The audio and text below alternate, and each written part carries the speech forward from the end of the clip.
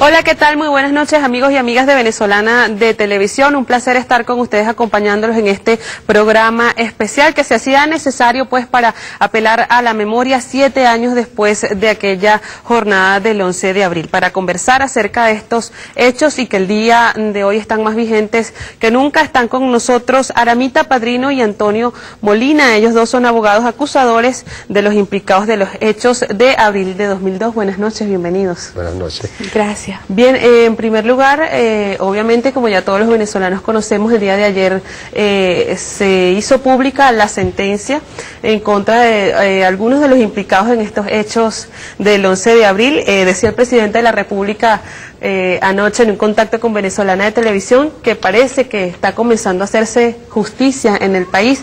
Quisiera en principio reiterar esta sentencia que hemos conocido todos los venezolanos. Abogada, si nos pudieras comentar.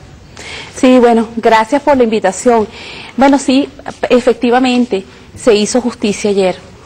Y tanto es así que fueron condenados por graves violaciones a los derechos humanos los principales autores intelectuales y materiales que actuaron en el 11 de abril del año 2002. Quedó plenamente demostrado. Y esa es la gran importancia que tiene esta sentencia, que el 11 de abril de 2002 hubo un golpe de Estado en Venezuela. Eso era algo que no había quedado establecido. Incluso recordemos que hubo una sentencia en agosto del año 2002 que decía que lo que hubo el 11 de abril fue un vacío de poder y que no había ocurrido un golpe de Estado y que los militares que se habían llevado al presidente lo estaban resguardando, cosa que es totalmente falsa y que todo el país y el mundo entero sabe que es así. Están preñados de buenas intenciones. Exactamente, ese es el famoso término, ¿no? Entonces, bueno, quedó demostrado a lo largo de todo este juicio, porque duró 3 años, realmente duraron 2 años y medio en evacuándose todas las pruebas. El Ministerio Público hizo una investigación muy compleja, donde también hubo muchos tropiezos, pero a lo largo de todo el juicio se logró determinar, con todas las entrevistas de las personas que fueron a declarar, con las declaraciones, con los videos, con todo el material probatorio, todo el acervo probatorio, se logró demostrar que en Venezuela el 11 de abril, en el marco del golpe de Estado, ocurrieron estas muertes y estos lesionados. Es imposible desvincular los asesinatos y las lesiones que ocurrieron ese día en correspondencia con la ejecución de un golpe de Estado que en efecto se dio. Recordemos que sí se dio, que el gobierno fue caído ese día, retornó el 13 de abril, pero el 11 de abril el gobierno había caído. Ahora, una de las matrices de opiniones que se han echado a andar, abogado, es que no había pruebas contundentes como para condenar a estos funcionarios, principalmente a los 3 comisarios, que son quienes han sido más defendidos por parte de los sectores de oposición. Se ha dicho que lo único que se tiene son algunas fotos, sin embargo que eso no prueba ninguna cosa, que ninguno de los fallecidos haya sido lesionado, digamos, por estos funcionarios que aparecen en las fotos. ¿Esto es cierto? ¿No eran contundentes las pruebas? Bueno, mira, yo he venido sosteniendo en innumerables entrevistas que me han hecho, ¿no?, que en Globovisión y el Canal 2, en estos 3 años, se llevó un juicio paralelo. En ese juicio paralelo, por supuesto, se vende la tesis vendida a su vez por los abogados de la defensa. El abogado Tamayo agradecía el día de ayer a estas dos empresas de comunicación y decía que era muy importante para su causa. No, precisamente yo cuando oía eso, ¿no?, con el respeto del doctor Tamayo, claro, yo me acordaba del 12 de abril, cuando ya gananciosos los militares, Héctor Ramírez Pérez decía que le daba gracias a los medios de comunicación, ¿no? También me vino a la mente el episodio. Sí, vi como una correspondencia, ¿no?, en ese lenguaje. Pero cuando la pregunta que tú me formulabas en el sentido de que ellos alegaban que no había pruebas, eso forma parte de un disco rayado precisamente en ese juicio paralelo que se llevan en estas 2 televisoras, Globovisión y el Canal 2.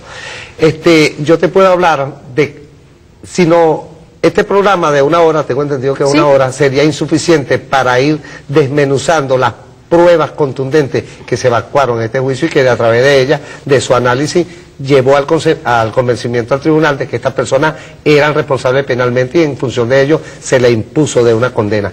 Te podemos hablar, mira, hay una tesis que ellos han venido sosteniendo, la sostuvo la defensa de los acusados en todo el proceso judicial, y era la supuesta ubicación de francotiradores. ¿Sí? Allí. Eso lo hacían ellos con la finalidad de que evadir su responsabilidad y atribuirle esa muerte a esos supuestos francotiradores.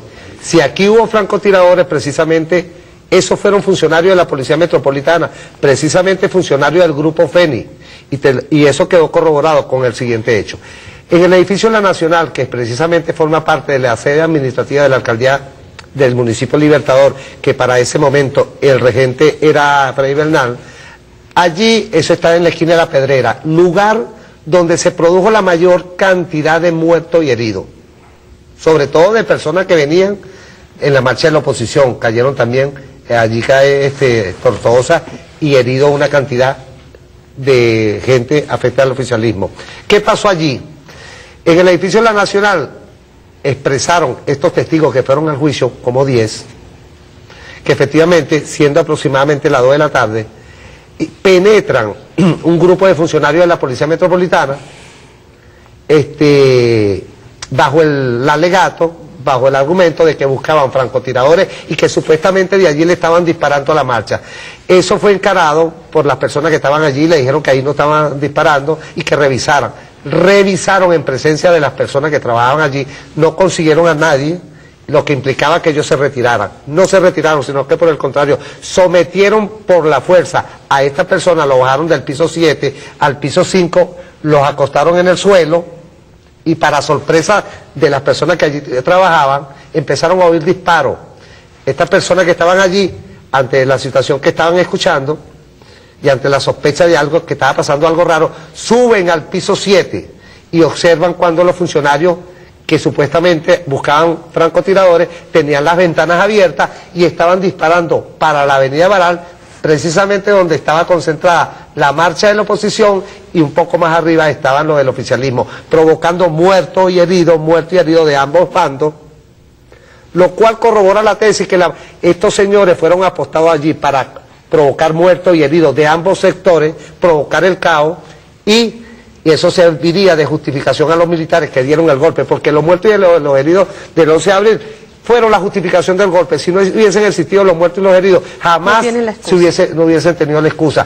Y eso guarda correspondencia, que también fue evacuado en el juicio, un video llamado, que nosotros se le puso, colocó el denominador Otto Neustan, periodismo en tiempos de crisis, que se trata de una entrevista que dio este corresponsal de CNN en la Universidad Bicentenaria de Aragua, donde expresaba en presencia de numerosos estudiantes allí, que fue grabado por supuesto, que el día 11 de abril a las 10 de la mañana él había sido convocado por un grupo de militares, entre los cuales estaban los que se alzaron contra el presidente y dieron el golpe, y él había filmado un video donde a las 10 de la mañana este grupo de militares, específicamente Héctor Ramírez Pérez, que resultó nombrado ministro de la Defensa por el gobierno efímero de Pedro Carmona Estanga, ellos ya hablaban a esa hora de muertos y heridos, cuando la marcha todavía no se sospechaba, o sea, no había arrancado de PDVSA Chuao al centro de la ciudad. Entonces, ¿qué es lo que pasa?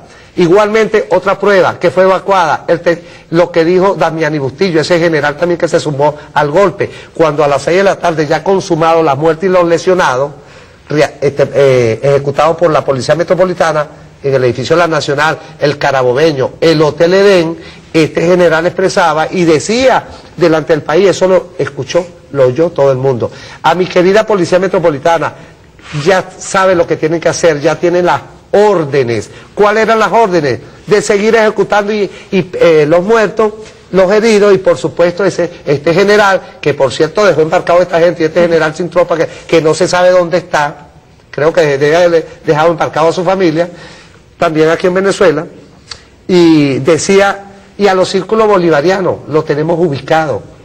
Bueno, ¿qué era eso? No había correspondencia, conexión entre la Policía Metropolitana, los militares, por supuesto. Es que estos generales, los que resultaron, los que se alzaron, los que dieron el golpe de Estado, ante la falta de tropa, porque no tenían tropa para dar el golpe de Estado,